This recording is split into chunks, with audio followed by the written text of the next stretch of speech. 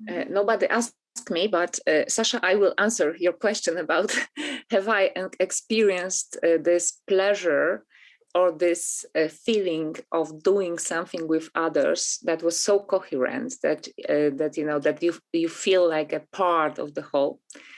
So for me, it happened when in the end of my study, I'm a psychologist, and I was extremely interested in and preoccupied with creative thinking. Really, I like the methods, the approach, and all group work around it.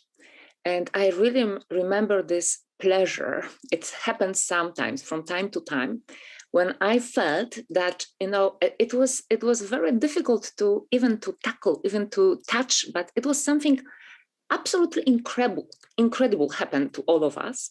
And I felt that my mind is used in totally different way than usually. Yeah?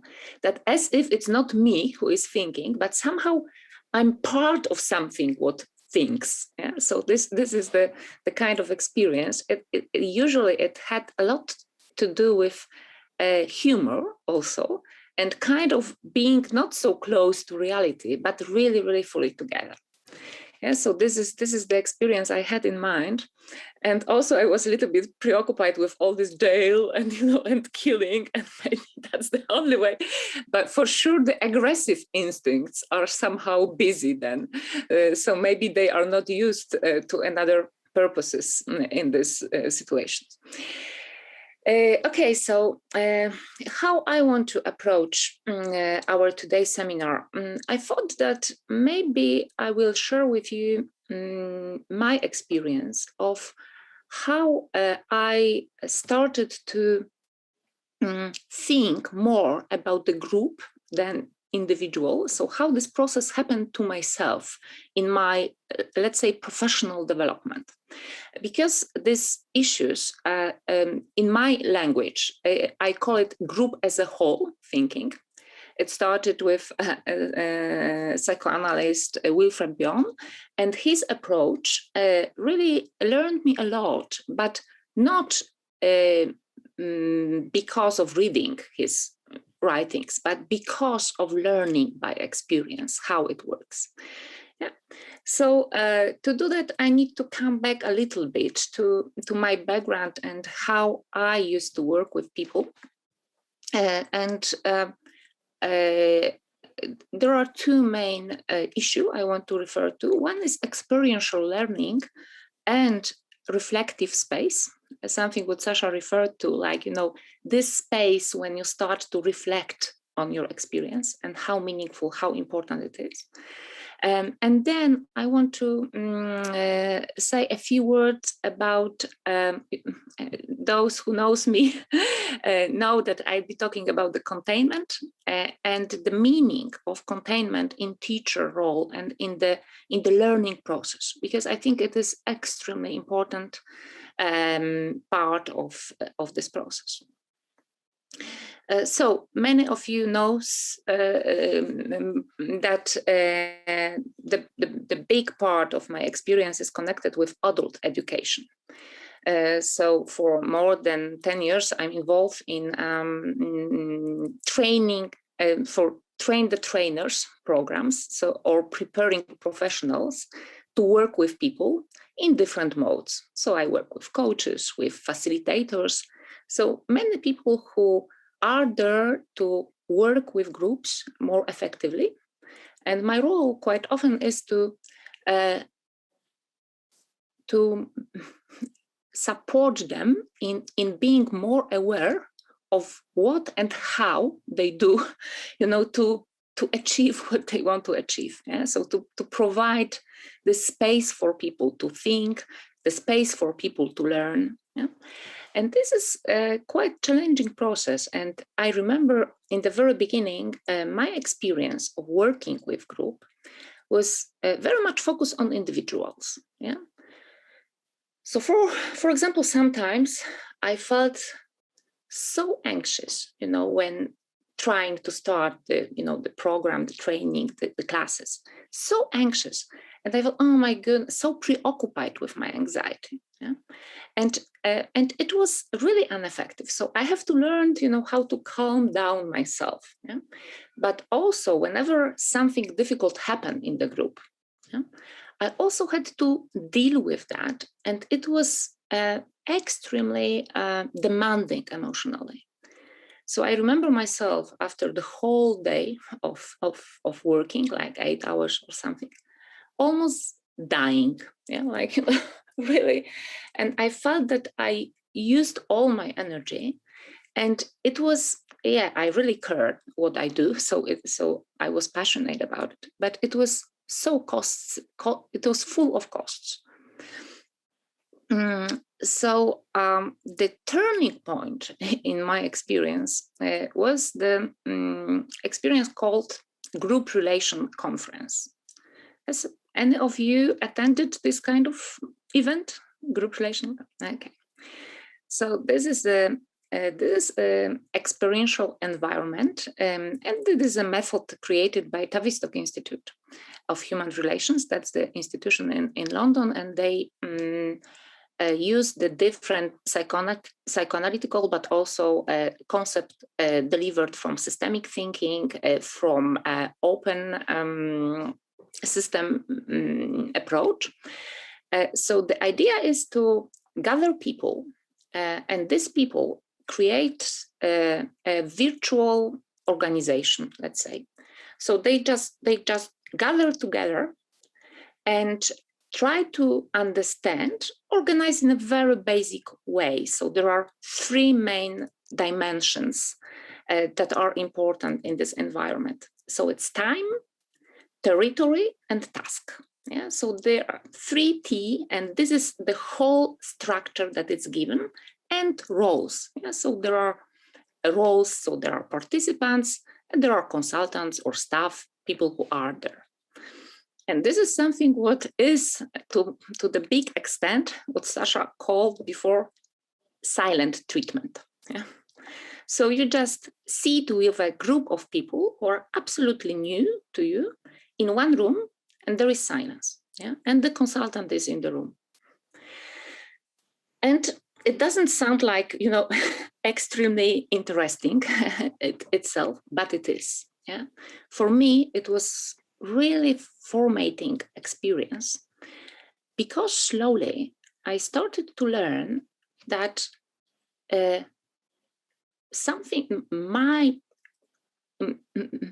my ideas, my experience, my emotions are part of the whole. Yeah?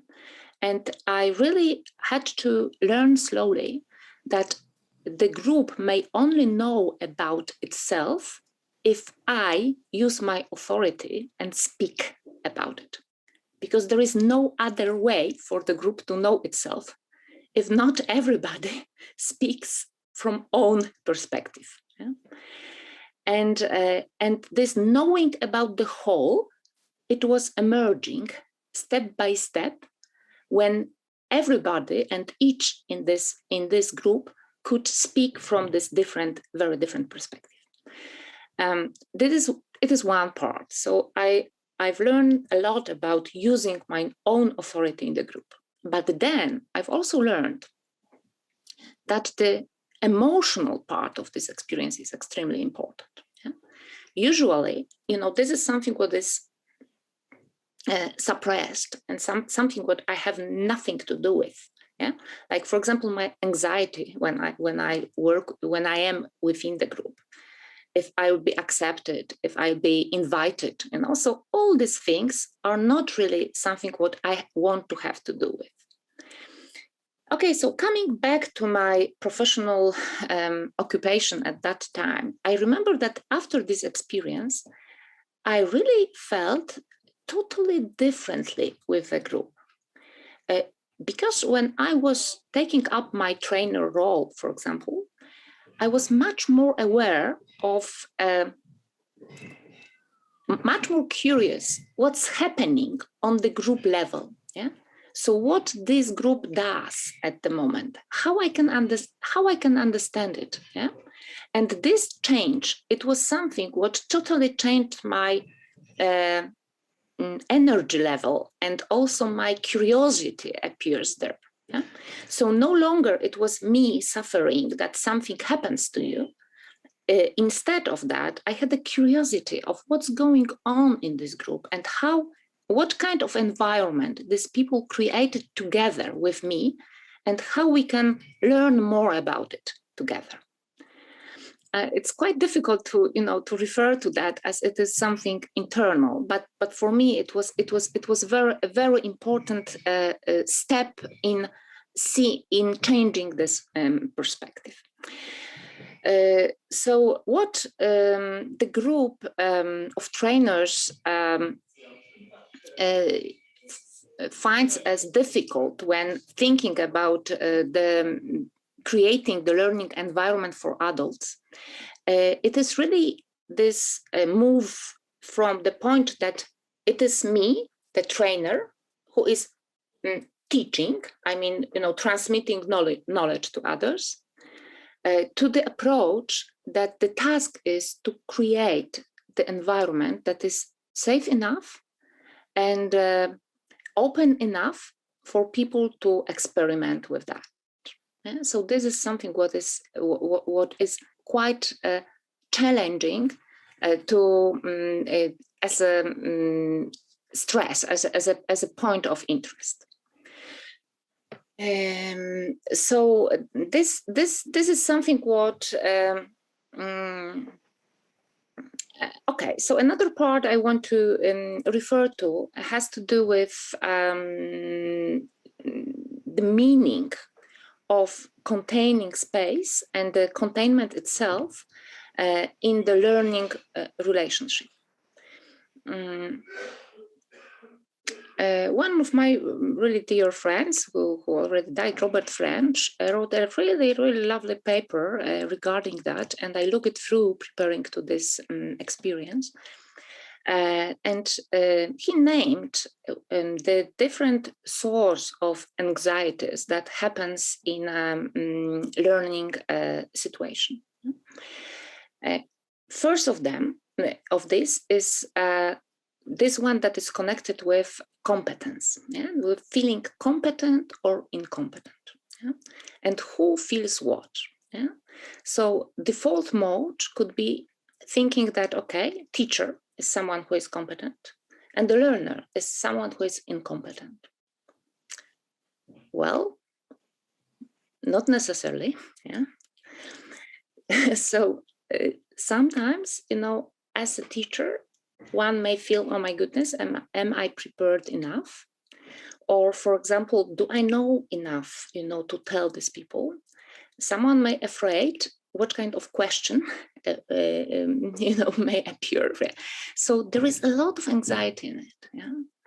And on the other hand, the student may be really afraid of being accused of being incompetent or being named or blamed or unprepared. A lot of anxiety around this process, yeah, and we just swallow it. Just okay. Oh, nothing happened. Yeah. So then our mental, energy is really busy with dealing with this anxiety, and not so much busy with is there learning there or something else. Yeah. So the question is how to, how to deal with that, how to provide a proper learning space for both parties to play together. Yeah, that's it.